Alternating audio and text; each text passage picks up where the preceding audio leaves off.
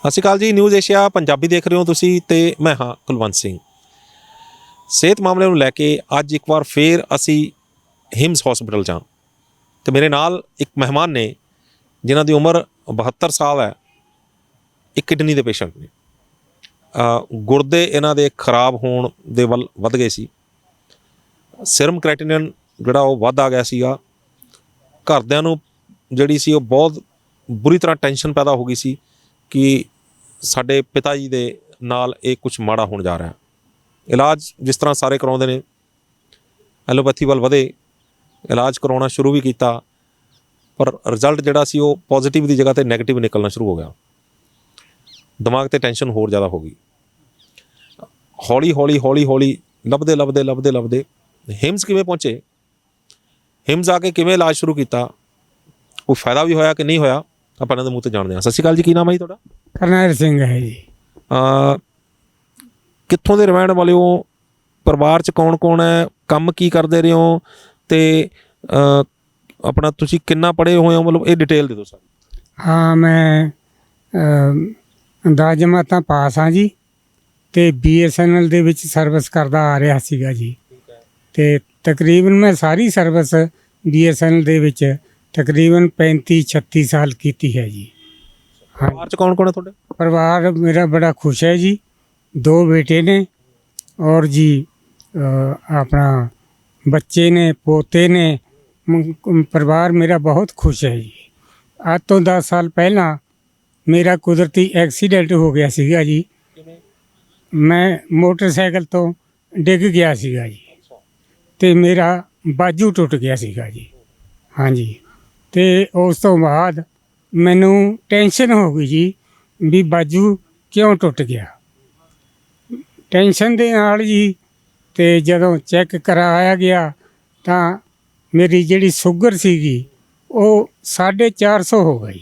ਨਹੀਂ, ਸ਼ੂਗਰ ਤੁਹਾਡੀ ਟੈਨਸ਼ਨ ਕਰਕੇ ਵੱਧ ਗਈ ਕਿ ਜਿਹੜਾ ਤੁਹਾਡਾ ਬਾਜੂ ਟੁੱਟਣ ਦੇ ਨਾਲ ਇਲਾਜ ਕਰਾਇਆ ਸੀ ਉਹਦੇ ਨਾਲ ਵੱਧ ਗਈ? ਗਲੂਕੋਜ਼ ਲੱਗੇ ਸੀ ਉਦੋਂ? ਕੁਝ ਗਲੂਕੋਜ਼ ਵਗੈਰਾ ਕੋਈ ਟੀਕੇ ਟੂਕੇ ਨਹੀਂ ਲੱਗਿਆ ਜੀ। ਅਤੇ ਮੈਨੂੰ ਇਹੀ ਹੋ ਗਿਆ ਵੀ ਇਹ ਕੀ ਹੋ ਗਿਆ। ਹਾਂਜੀ, ਬਸ ਇਹੀ ਟੈਨਸ਼ਨ ਹੋ ਗਈ ਵੀ ਬਾਜੂ ਕਿਉਂ ਟੁੱਟ ਗਿਆ ਮੇਰਾ। ਹਾਂਜੀ, ਉਸੇ ਕਰਕੇ 450 ਹੋ ਗਈ। ਤਾਂ ਮੈਨੂੰ ਆਪਣਾ ਛੋਟਾ ਮੋਟਾ ਕਿਸੇ ਡਿਸਪੈਂਸਰੀ ਤੋਂ ਮੈਂ ਉਹ ਪੱਟੀਆਂ ਪੁੱਟੀਆਂ ਕਰਵਾਈਆਂ ਜੀ। ਅਤੇ ਉਹ ਕਹਿਣ ਲੱਗੇ ਵੀ ਜਦੋਂ ਤੱਕ ਤੇਰੀ ਸ਼ੂਗਰ ਨਹੀਂ ਠੀਕ ਹੁੰਦੀ ਉਦੋਂ ਤੱਕ ਤੇਰੀ ਬਾਜੂ ਦਾ ਆਪਰੇਸ਼ਨ ਵੀ ਨਹੀਂ ਹੁੰਦਾ। ਤਕਰੀਬਨ 15-20 ਦਿਨਾਂ ਬਾਅਦ ਮੇਰਾ ਆਪਰੇਸ਼ਨ ਹੋਇਆ ਜੀ। ਉੱਥੇ ਹਲੇ ਵੀ ਘਰਾੜ ਇਹਦੇ ਵਿੱਚ ਪਿਆ ਹੋਇਆ ਜੀ। ਅਤੇ ਇੰਨੇ ਅਰਸੇ ਦੇ ਵਿੱਚ ਬਾਂਹ ਦੇ ਵਿੱਚ ਬਹੁਤ ਤਕਲੀਫ ਹੋ ਗਈ ਸੀਗੀ, ਹੱਡੀ ਗਲਣੀ ਸ਼ੁਰੂ ਹੋ ਗਈ ਸੀਗੀ। ਮੇਰੀ ਟੈਨਸ਼ਨ ਦਿਨੋਂ ਦਿਨ ਵੱਧਦੀ ਗਈ ਜੀ। ਅਤੇ ਫਿਰ ਆਪਣੀ ਜਾਨ 'ਚ ਮੈਂ ਜਿਹੜੇ ਹੱਡੀਆਂ ਦੇ ਮਾਹਰ ਡਾਕਟਰ ਹੁੰਦੇ ਨੇ ਅਤੇ ਉਹਨਾਂ ਕੋਲ ਮੈਂ ਗਿਆ।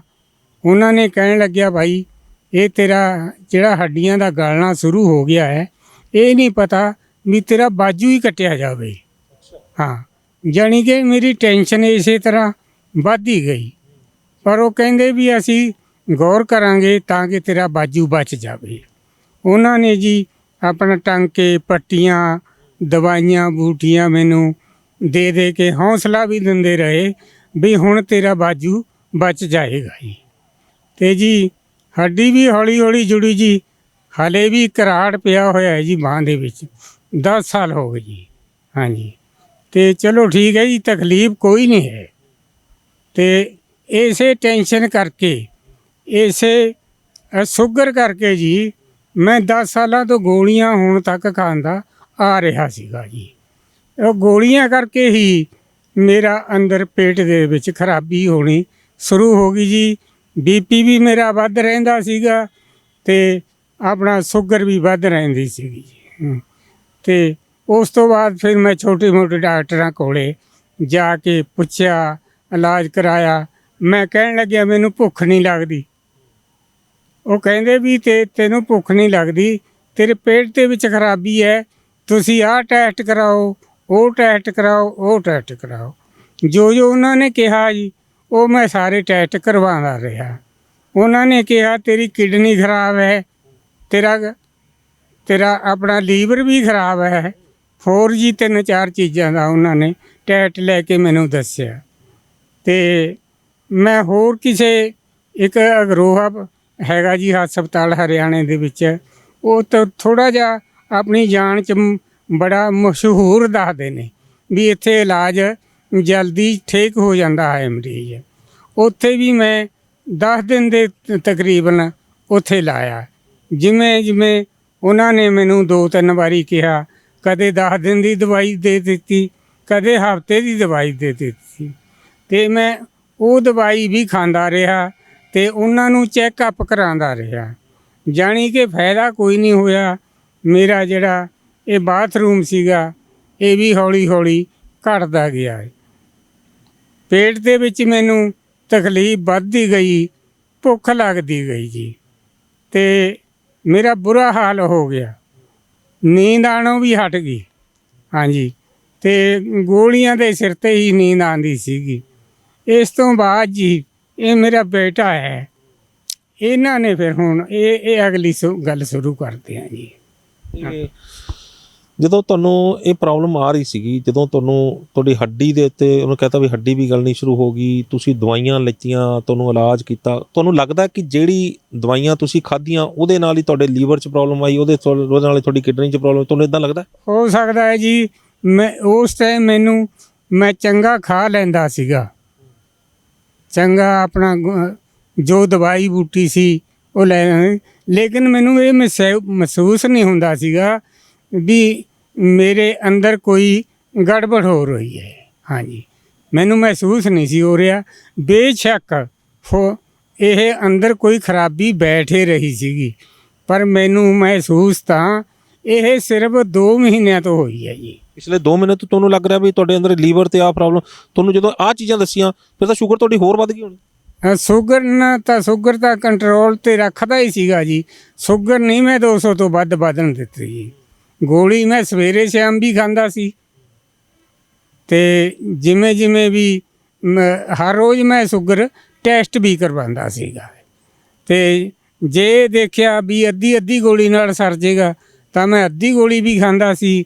ਜੇ ਸ਼ੂਗਰ ਮੈਨੂੰ ਵੱਧ ਲੱਗਦੀ ਸੀ ਤਾਂ ਮੈਂ ਇੱਕ ਗੋਲੀ ਸਵੇਰੇ ਸ਼ਾਮ ਦੋਨੋਂ ਟਾਈਮ ਖਾਂਦਾ ਸੀ।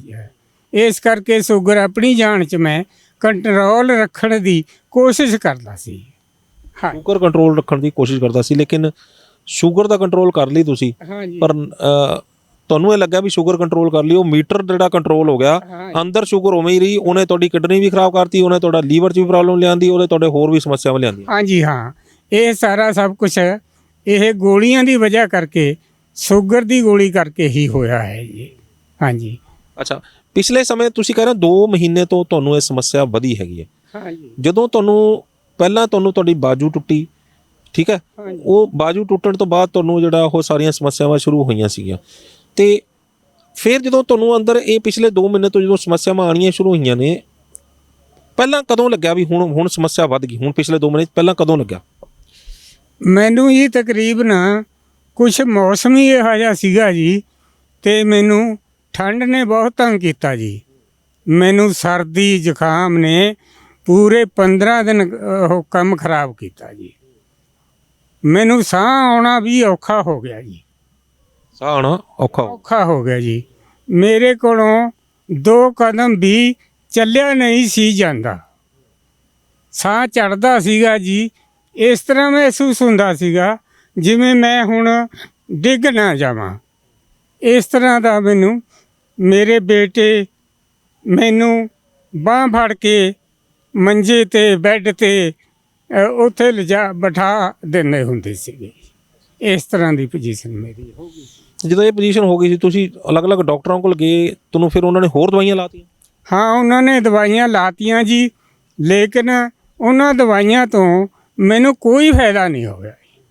ਮੈਂ ਥੱਕ ਹਾਰ ਕੇ ਹੀ ਫਿਰ ਇਹ ਮੇਰੇ ਬੇਟੇ ਨੇ ਇਸੇ ਨੇ ਆਪਣਾ ਦੇਖਿਆ ਹੈਗਾ ਜੀ, ਇਹ YouTube ਦੇ ਉੱਤੇ। ਅੱਛਾ, ਕੀ ਤੁਸੀਂ ਜਦੋਂ ਇਹ ਤੁਸੀਂ ਸਾਰੇ ਪਾਸੋਂ ਇਲਾਜ ਕਰਕੇ ਹਾਰ ਗਏ, ਪੈਸਾ ਵੀ ਕਾਫੀ ਲਾਤਾ ਹੋਣਾ ਤੁਸੀਂ? ਪੈਸਾ ਬਹੁਤ ਲੱਗ ਗਿਆ ਜੀ। ਪੈਸਾ ਤਾਂ ਜੀ 10 ਸਾਲਾਂ ਤੋਂ ਦੇਖ ਲਓ ਜੀ ਕਿ ਮੈਂ BP ਦੀ ਔਰ ਸ਼ੂਗਰ ਦੀ ਗੋਲੀ ਇੱਕ ਦੋ ਕੋਈ ਹੋਰ ਵੀ ਗੋਲੀਆਂ ਤਾਂ ਕਿ ਮੈਨੂੰ ਨੀਂਦ ਆ ਜਾਵੇ। ਨੀਂਦ ਵੀ ਨਹੀਂ ਆਉਂਦੀ ਸੀਗੀ ਜੀ। ਔਰ ਚਲੋ ਖਾਣਾ ਤਾਂ ਜਿਹਾ ਜਿਹਾ ਹੁੰਦਾ ਸੀਗਾ ਜੀ, ਘਰੇ ਉਹ ਜਿਹਾ ਖਾ ਲੈਂਦੇ ਸੀਗੇ, ਪਰ ਮੈਨੂੰ ਇਹੀ ਟੈਨਸ਼ਨ ਰਹਿੰਦੀ ਸੀਗੀ ਵੀ ਇਹ ਸ਼ੂਗਰ ਦੀ ਜਿਹੜੀ ਅਲਾਮਤ ਹੈ ਵੀ ਇਹ ਕਦੋਂ ਖਤਮ ਹੋਏਗੀ, ਇਹ ਕਦੋਂ ਪੈਂਡਾ ਛੱਡੇਗੀ ਮੇਰੀ ਇਹ ਕਿੰਨਾ ਕੁ ਪੈਸਾ ਲਾ ਚੁੱਕੇ ਸੀ? ਇਹਦਾ ਕਹਿ ਰਹੇ ਜੀ 3-4 ਲੱਖ ਵੀ ਲਾ ਚੁੱਕਿਆ ਸੀਗਾ ਜੀ। 4 ਲੱਖ ਰੁਪਏ ਲਾਤਾ? ਹਾਂ ਜੀ, ਹਾਂ ਜੀ, ਲਾ ਚੁੱਕਿਆ ਸੀਗਾ ਜੀ। ਆਰਾਮ ਫਿਰ ਵੀ ਨਹੀਂ ਆਇਆ। ਤੇ ਫਿਰ ਜਦੋਂ ਇੱਥੇ ਫਿਰ ਇਹ ਹਸਪੀਟਲ ਹਿਮਸ ਹਸਪੀਟਲ ਚ ਕਿਵੇਂ ਲੱਭਿਆ ਤੁਸੀਂ? ਇਹ ਮੇਰਾ ਬੇਟਾ ਹੈ ਜੀ, ਇਸ ਨੇ ਲੱਭਿਆ ਹੈ ਜੀ। ਹਾਂ, ਇਹ YouTube ਤੇ ਇਹ ਉਹ ਕਰਦਾ ਰਹਿੰਦਾ ਹੈ, ਰਿਸਰਚ ਕਰਦਾ ਰਹਿੰਦਾ ਹੈ ਜੀ। ਇਹ ਹਸਪੀਟਲ ਤੁਸੀਂ ਲੱਭਿਆ, ਜਦੋਂ ਉਰੇ ਆਉਣ ਬਾਰੇ ਤੁਹਾਨੂੰ ਦੱਸਿਆ ਹੋਣਾ ਘਰੇ ਵੀ ਆਪਾਂ ਬਾਪੂ ਜੀ ਤੁਹਾਨੂੰ ਉੱਥੇ ਲੈ ਕੇ ਚੱਲੇ ਆ, ਹਾਂ ਜੀ। ਕੀ ਤੁਹਾਡਾ ਕੀ ਰਿਐਕਸ਼ਨ? ਤੁਸੀਂ ਕੀ ਕਿਹਾ ਇਹਨਾਂ ਨੂੰ ਵੀ ਜਾਣਾ ਨਹੀਂ ਜਾਣਾ, ਪਤਾ ਨਹੀਂ ਆਰਾਮ ਆਊ ਕਿ ਨਹੀਂ ਆਊ? ਹਾਂ, ਮੈਂ ਕਿਹਾ ਬੇਟਾ ਮੈਨੂੰ ਜਿੱਥੇ ਮਰਜ਼ੀ ਲੈ ਜਾਓ, ਮੇਰਾ ਇਲਾਜ ਹੋਣਾ ਚਾਹੀਦਾ ਹੈ। ਹਾਂ ਜੀ, ਮੈਂ ਕਿਹਾ ਅਸੀਂ ਸਵੇਰੇ ਤਿਆਰ ਹੋ ਕੇ ਫਿਰ ਇੱਧਰ ਨੂੰ ਆ ਗਏ ਜੀ। ਕਦੋਂ ਆਏ ਸੀ ਉਰੇ? ਉਰੇ ਅਸੀਂ 3 ਤਰੀਕ ਨੂੰ ਆਏ ਸੀਗੇ ਜੀ। 3 ਤਰੀਕ ਨੂੰ ਆਏ ਸੀ। ਜਦੋਂ ਉਰੇ ਆਏ ਤੁਹਾਨੂੰ ਕਿਵੇਂ ਕੀ ਉੱਥੇ ਗਲੂਕੋਜ਼ ਲਾਤਾ, ਇੰਜੈਕਸ਼ਨ ਲਾਤਾ, ਕੀ ਕਰਿਆ? ਹਾਂ ਜੀ, ਕੁਛ ਨਹੀਂ ਲਾਇਆ। ਅਸੀਂ ਤਕਰੀਬਨ ਸ਼ਾਮ ਨੂੰ ਇੱਥੇ 2-2:30 ਵਜੇ ਆਏ ਸੀਗੇ ਜੀ। ਉਦੋਂ ਤੱਕ ਤਾਂ ਸਾਡੀ ਐਡਮਿਸ਼ਨ ਹੋਈ ਸੀਗੀ ਜੀ, ਔਰ ਜੀ ਸਾਨੂੰ ਕਮਰਾ ਦਿੱਤਾ ਗਿਆ ਸੀਗਾ ਜੀ। ਔਰ ਸਾਡੇ ਕਮਰੇ 'ਚ, ਮੇਰੇ ਕਮਰੇ 'ਚ ਜੀ ਖਾਣ ਪੀਣ ਨੂੰ ਖਾਣਾ ਦਾਣਾ ਆ ਗਿਆ ਸੀਗਾ ਜੀ। ਇਸ ਤੋਂ ਵੱਧ ਕੁਛ ਨਹੀਂ ਹੋਇਆ जी 3 तरीक ਨੂੰ। मैं दर्शकों को बताना चाहूँगा, डॉक्टर अमर सिंह आज़ाद जो MBBS MD हैं, मैं आचार्य मनीष, हमारे साथ डॉक्टर अवधेश पांडे वो भी MBBS MD हैं, डॉक्टर बिस्वरूप राय चौधरी, डॉक्टर खादर वली और हमारे पास 250 डॉक्टर्स की टीम, हमारी पूरी टीम ने मिल के पूरे भारत से शुगर को, BP को, जो गोलियां खिलाकर कंट्रोल करने का जो साइंस चल रही है, जिसको मेडिकल माफिया बोलते हैं, जो ये बोलता है कि गोली खा के कंट्रोल होती है, हम बिना दवाइयां शुगर को भी BP को भी रिवर्स करना सिखा रहे हैं। तो आप हिम्स हॉस्पिटल चंडीगढ़ में संपर्क करो। ये यहाँ पे ये hymns hospital and institute of integrated medical sciences जो कि डेराबस्सी चंडीगढ़ में है। तो जब आप यहाँ पे आ रहे हैं तो क्या आपकी एक्सपेक्टेशन होनी चाहिए, वो एक्सपेक्टेशन हमारे थेरेपी से मैच हो रही कि नहीं, ये आपके लिए जानना ज़रूरी है before you start thinking about coming here. यहाँ आने से पहले कुछ बातें आपके दिमाग में क्लियर होनी चाहिए। तो उनमें एक काम हमारा होता है कि ड्रग्स, दवाइयाँ जो नशीली दवाइयाँ मिलती हैं, दी जाती हैं, जो एक वजह होती है पेशेंट की किडनी के ख़राब होने का, तो उन ड्रग्स को हम ड्रास्टिकली टेपर डाउन करते हैं, ड्रास्टिक टेपर डाउन। तो पहले तो मेंटल सेटअप ये करके आना है कि यहाँ आएंगे तो दवाइयाँ ड्रास्टिक टेपर डाउन हो सकती हैं। अगर आप उसके लिए तैयार हैं तो यहाँ पे आइए। इनका डायलिसिस पे है तो डायलिसिस का नेचुरल डायलिसिस पे आ जाएगा। हम तो बड़े सिंपली पेशेंट को ये समझाते हैं कि दुनिया में कोई भी बीमारी ज़ुबान पे लगाम नहीं है इसलिए आई है। अगर ज़ुबान पे लगाम खाने के लिए है तो डॉक्टर से वास्ता नहीं पड़ेगा। दूसरा, जो हमारे कैंसर के पेशेंट्स हैं, कैंसर के पेशेंट्स ये पहले ही जैसे डायग्नोसिस होता है उम्मीद छोड़ देते हैं कि अब तो टिकट कट गया, अब तो जाने की तैयारी हो गई, और साइकोलॉजिकली बहुत लो हो जाते हैं। तो छोटी छोटी चीज़ें भी उनके लिए बड़ा घातक हो जाती हैं। हम सबसे पहले उनको ये समझाते हैं कि ये जो कैंसर है ये आपका अपना सेल है जो इस स्थिति में आया है।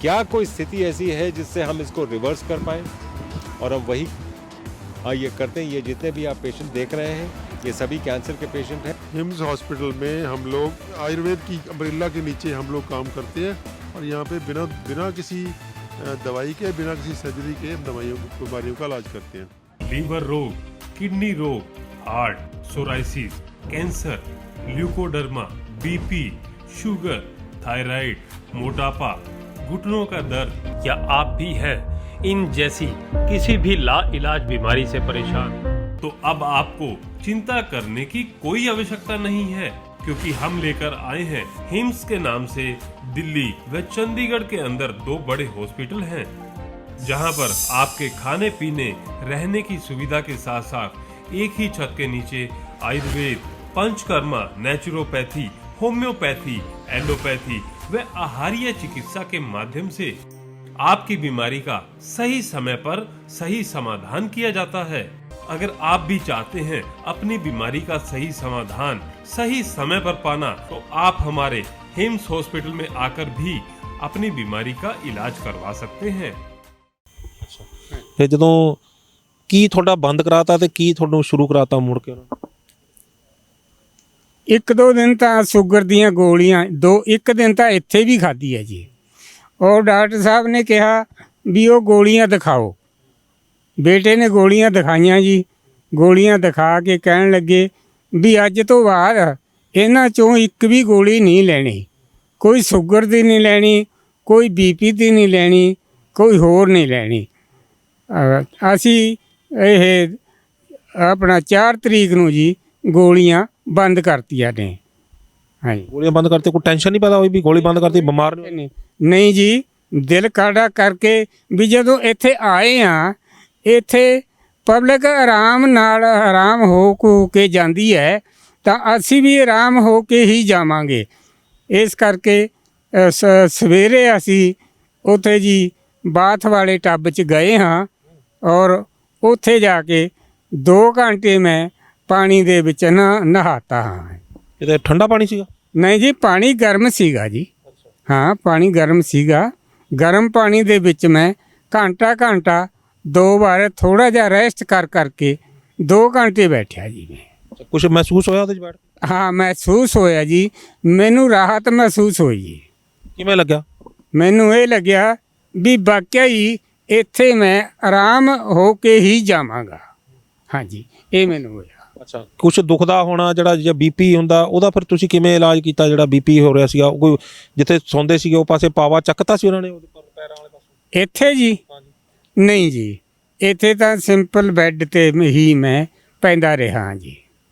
ਹਾਂਜੀ, ਤੇ ਫਿਰ ਜਦੋਂ ਪਹਿਲੇ ਦਿਨ ਤੁਸੀਂ ਦੂਜੇ ਦਿਨ ਤੁਹਾਨੂੰ ਡਾਇਲਿਸਿਸ ਜਿਹੜਾ ਉਹਨਾਂ ਨੇ ਗਰਮ ਪਾਣੀ ਦੀ ਜਿਹੜੀ ਤੁਹਾਨੂੰ ਥੈਰੇਪੀ ਦਿੱਤੀ, ਇਸ ਤੋਂ ਇਲਾਵਾ ਵੀ ਕੁਝ ਹੋਰ ਕਰਵਾਇਆ ਤੁਹਾਨੂੰ? ਯੋਗਾ ਕੁਝ ਤੁਸੀਂ ਸੈਰ ਕਰਾਈ, ਕੋਈ ਪੰਚਕਰਮਾ ਕਰਾਇਆ ਕੁਝ? ਹਾਂ, ਅਗਲੇ ਦਿਨ ਸਵੇਰੇ ਜੀ ਅਸੀਂ 6 ਤੋਂ 7 ਵਜੇ ਤੱਕ ਇੱਥੇ ਯੋਗਾ ਹਾਲ 'ਚ ਪਹੁੰਚ ਗਏ। ਇੱਥੇ 1 ਘੰਟਾ ਜਿਵੇਂ ਕਿਵੇਂ ਵੀ ਮੇਰੇ ਕੋਲੋਂ ਬਣਿਆ ਜੀ, ਉਸ ਤਰ੍ਹਾਂ ਮੈਂ ਯੋਗਾ ਕੀਤਾ ਹੈ। ਹਾਂਜੀ, ਯੋਗੇ ਦੇ ਵਿੱਚ ਵੀ ਮੈਨੂੰ ਕੁਝ ਥਕਾਵਟ ਵੀ ਮਹਿਸੂਸ ਹੋਈ ਹੈ ਔਰ ਕੁਝ ਆਰਾਮ ਵੀ ਮਿਲਿਆ ਹੈ ਜੀ। ਹਾਂਜੀ, ਆਰਾਮ ਵੀ ਮਿਲਿਆ, ਥਕਾਵਟ ਵੀ ਹੋਈ ਹੈ। ਤੇ ਕਿੰਨੇ ਦਿਨ ਹੋ ਗਏ ਅੱਜ ਇੱਥੇ ਪਹੁੰਚੇ? ਅੱਜ ਹੁਣ ਅੱਜ ਚੌਥਾ ਦਿਨ ਹੈ ਜੀ। ਚੌਥਾ ਦਿਨ? ਤੇ ਚੌਥੇ ਦਿਨ ਯਾਨੀ ਕਿ ਵੈਸੇ ਤਾਂ ਆਇਆ ਨੂੰ ਤਾਂ ਸਾਨੂੰ 5ਵਾਂ ਦਿਨ ਹੋ ਗਿਆ ਜੀ। 4 ਤਰੀਕ ਤੋਂ ਲੈ ਕੇ ਅੱਜ ਤੱਕ ਯੋਗਾ ਵੀ ਕਰ ਰਿਹਾ ਔਰ ਉਹ ਵਾਟਰ ਕੂਲਰ ਦੇ ਵਿੱਚ ਉਹਦੇ ਵਿੱਚ ਮੈਂ ਨਹਾ ਵੀ ਰਿਹਾ ਔਰ ਜੀ ਇੱਥੇ ਜਿਹੜੇ ਆ ਬੈੱਡ ਪਏ ਨੇ ਜੀ, ਹਾਂ, ਇਹ ਜੋ ਇਹ ਪੈਰਾਂ ਵਾਲਾ ਪਾਸਾ ਉੱਚਾ ਹੈ ਜੀ, ਇਹਦੇ ਤੇ ਵੀ ਮੈਂ 2 ਘੰਟੇ ਲਾਉਣਾ ਹੈ ਜੀ। ਇਹਦੇ ਤੇ ਪਾ ਦਿੰਦੇ ਨੇ ਪੈਰਾਂ ਵਾਲਾ ਪਾਸਾ ਉੱਚਾ ਕਰਕੇ? ਹਾਂਜੀ ਹਾਂ, ਉਹ ਘੰਟੇ ਬਾਅਦ ਮੈਂ ਇੱਥੇ ਥੋੜਾ ਜਿਹਾ 5 ਮਿੰਟ ਰੈਸਟ ਕਰਕੇ 2 ਘੰਟੇ ਲਾ ਦਿੰਦਾ ਜੀ। ਤੇ ਜਦੋਂ ਪਹਿਲੇ ਦਿਨ ਆਏ ਸੀ ਹਾਂਜੀ ਤੇ ਅੱਜ 5ਵਾਂ ਦਿਨ ਹੈ, ਹਾਂਜੀ, ਕੋਈ ਫਰਕ ਲੱਗ ਰਿਹਾ? ਹਾਂਜੀ ਹਾਂ, ਹੁਣ ਮੈਨੂੰ ਬਹੁਤ ਚੰਗੀ ਭੁੱਖ ਲੱਗਦੀ ਹੈ ਜੀ। ਪਹਿਲਾਂ ਨਹੀਂ ਸੀ ਲੱਗਦੀ?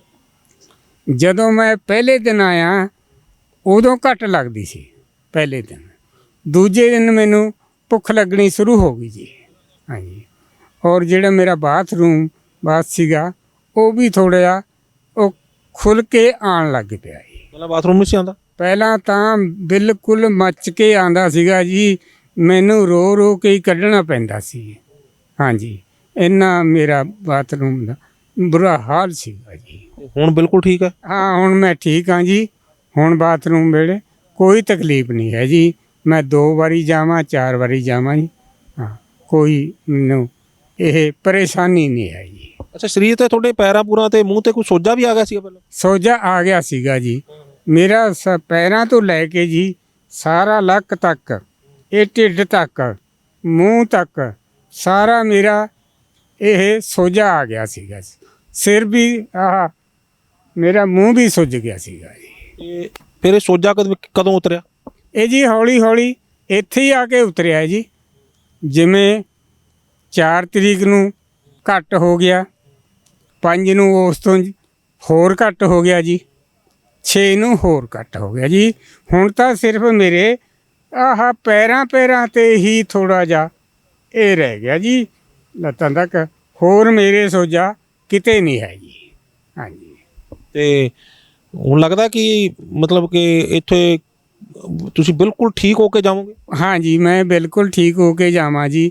ਹੁਣ ਤਾਂ ਮੈਂ ਆਰਾਮ ਨਾਲ ਤੁਰ ਵੀ ਸਕਦਾ ਜੀ, ਆਸਾਨੀ ਨਾਲ। ਪਹਿਲਾਂ ਤੁਰਦਾ ਨਹੀਂ ਸੀ, ਪਹਿਲਾਂ ਆਏ ਕਿਵੇਂ ਸੀ, ਲੈ ਕੇ ਕਿਵੇਂ ਆਏ ਸੀ ਤੁਹਾਨੂੰ? ਪਹਿਲਾਂ ਤਾਂ ਜੀ ਮੈਨੂੰ ਤਾਂ ਇੱਥੇ ਚੇਅਰ ਤੇ ਬਿਠਾ ਕੇ ਅੰਦਰ ਲੈ ਕੇ ਗਏ ਸੀਗੇ ਜੀ। ਹਾਂਜੀ ਹਾਂ। ਤੇ ਹੁਣ ਤੁਸੀਂ ਇੱਥੇ ਸੈਰ ਕਰਦੇ ਹੋ? ਹਾਂ ਜੀ ਹਾਂ, ਇੱਥੇ ਧੁੱਪੇ ਹੈ ਜੀ, ਧੁੱਪ ਸੇਕਦੇ ਹਾਂ, ਸੈਰ ਕਰਦੇ ਹਾਂ ਜੀ। ਜਿੰਨਾ ਵੀ ਦਿਲ ਕਰੇ ਉਹਨਾਂ ਸੈਰ ਕਰਦੇ ਹਾਂ ਜੀ। ਕਿੰਨੇ ਕੁ ਦਿਨ ਤੁਹਾਨੂੰ ਲੱਗਦਾ ਵੀ ਇੱਥੇ ਹੋਰ ਲੱਗ ਜਾਣ ਤੇ ਤੁਸੀਂ ਬਿਲਕੁਲ ਤੰਦਰੁਸਤ ਹੋ ਜਾਓਗੇ?